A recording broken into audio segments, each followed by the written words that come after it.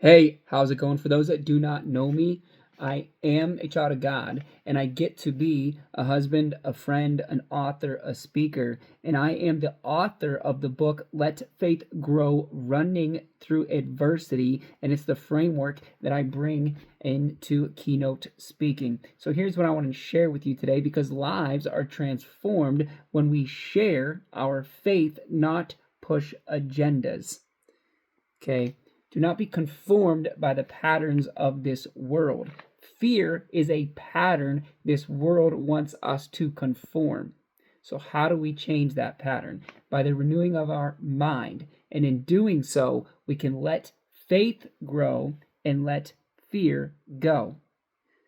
So pattern, how do we change it? By being urgent, not hurried. By taking action, but not hurried. Be quick, don't hurry. Psalm 119, 105 says, "Your word is a lamp for my feet, a light on my path." John chapter 4, 28 through 29 says, "Then leaving her water jar, the woman went back to the town and said to the people, 'Come, see a man who told me everything I did. Could this be the Messiah?'"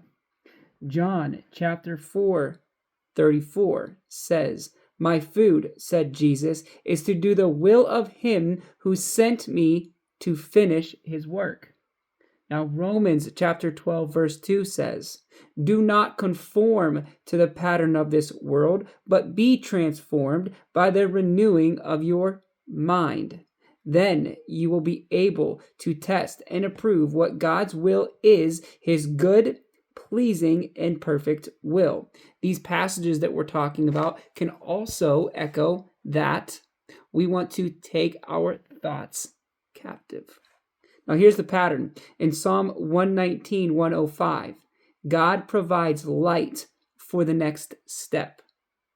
John chapter 4, 28 through 29. The woman responds immediately to what has been revealed. She dropped her jar to go tell the message, to go share the gospel, to go share the transformation that the Messiah had given her. The jar she dropped, in those times, a jar was the resource for water, for cooking, for cleaning, for all of that. The jar was the resource, and yet she dropped the jar to go share the good news, the eternal water.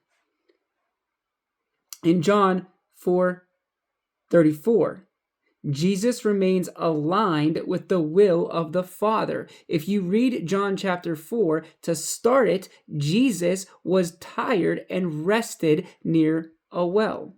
Jesus was tired and he was hungry. And when his disciples came back after the conversation he had with the woman at the well, which, by the way, is the longest one-on-one conversation that Jesus had with anyone in the Bible. And it was with a Samaritan woman, not his disciples. Granted, his longest conversation is with his Father. Now, John chapter 4, the disciples come back after Jesus had been talking to the woman, and they asked who has given him food, or they say, is he hungry? Their thoughts are that Jesus is tired, he needs to be fed. But Jesus said he remains aligned with the will of the Father. And if you know, this echoes that he is the bread of life. So what is a formation pattern? God reveals. The step is seen. Faith responds. The will of God is followed. The pattern of the world is rejected. So what's the clarity?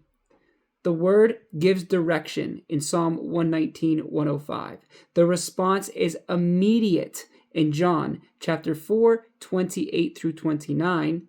The work stays aligned with God's will in John chapter 4, 34. The world's pattern is not followed. Romans chapter 12, verse 2. Let Jesus lead you, not comfort, anxiety, or fear. So what's the formation statement? Faith responds to what God reveals. Remain aligned with his will and does not conform to the patterns of this world. Hopefully these verses have encouraged you. Hopefully they bring you back to what does God's word say and the relationship with God's word. I hope this helps you and encourages you. Like, comment, share with someone you know. God bless.